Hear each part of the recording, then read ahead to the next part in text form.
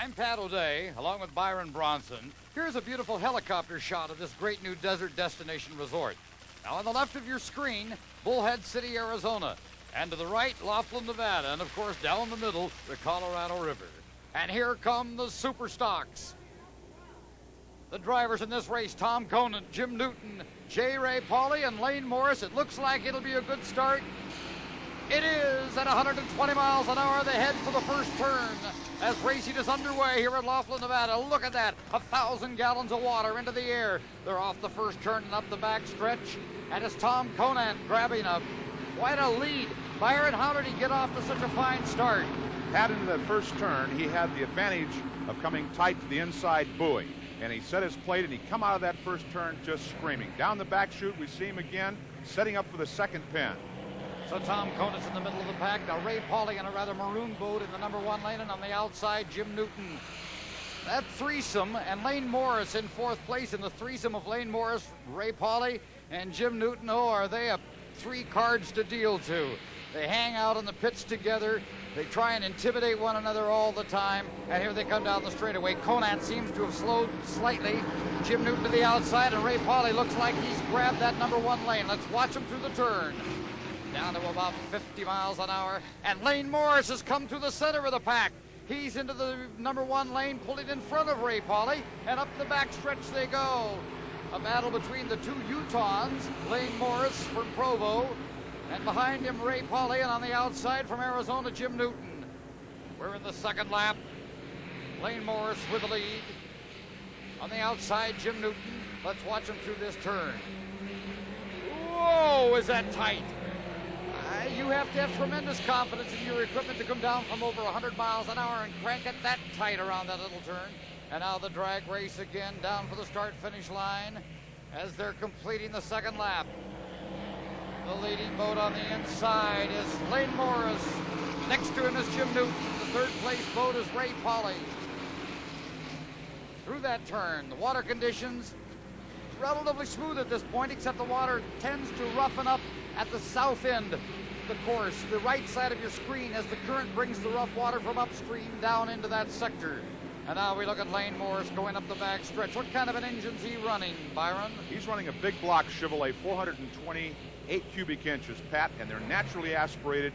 A big word I use because of it. It's a carburetor. Now the Superstock must use pump gas. Oh, look at that. Another beautiful turn by Lane Morris, pushing Jim Newton way to the outside. Now Jim likes to be in the outside to keep his revs up, but that was a little farther out than he meant to go. Lane Morris seems to go to the top of that turn and then throw his hip sideways, deceiving the other driver and forcing him way out. Here he comes at the end of lap 3. Lane Morris and the SS85. Now they must use pump gas, is that correct? This has to be pump gasoline. That means it can be pumped from an airport or pumped from a gasoline station. Basically, they use high-octane fuel from an airport. Friends, this is not kids' play. You're looking at a boat moving down these treacherous, choppy waters at 120 miles an hour. The driver is Lane Morris from Provo, Utah. The hull is built by a company called Biesmeyer. The engine is Chevrolet. And now he will have 1/5 of a lap to go when he reaches this buoy. Around the buoy he goes. Nice turn, carefully done. Jim Newton right on his tail there, but swings quite wide to the outside. And now they come down toward the checkered flag. There's about 600 yards left. About 500 yards. The speed at about 120. Lane Morris. Checkered flag up. The winner of the first heat of Superstock. 2nd place, Jim Newton. 3rd place, J. Ray Pauley. Great driving all the way from 4th to 1st. Before the next race, please come and meet some of the people who make this great event work. Now, these are the busy ramp area volunteers. Every heat, every boat that races is launched and removed here by these hard-working crews. Earlier, we visited the busy pit area and talked to champion driver Bill Paget.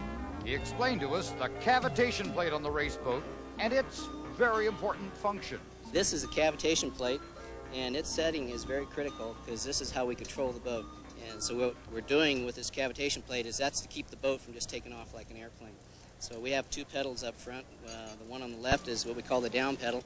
You push it down and this plate goes down. It goes down about 1 inch, and that 1 inch is enough to keep the boat at plane and keep it down on the water so that we just don't kite and take off. Pat, drivers bring two engines and their own engine builders to a race.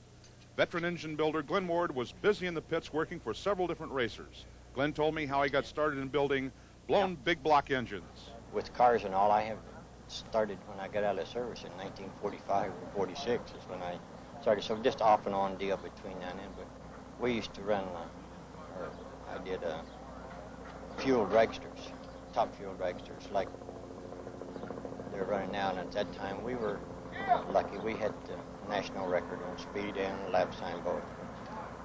I wasn't riding the boat. I've run a car at 237 miles an hour, and I've sat in the boat at 110, and it seems 4 times faster to me than that car did at 230. And I'm just kind of some crazy, not all crazy. I wouldn't sit in one of these things if you gave me the whole class of them.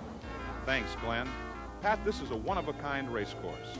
It's 1 mile with single pin turns, half-mile straightaways, with a single buoy on the north end and a single buoy on the south end. Our water conditions: the river is running at 13 miles per hour with a light to moderate surface chop. The wind is from the southwest and is gusting from 10 to 20 miles per hour. The average speed today will range from 100 to 130 miles an hour on this course. Thank you, Byron. Byron Bronson's been involved in this sport for over 10 years as a race announcer. And now stand by for the exciting Cracker Box boats. They're on their way.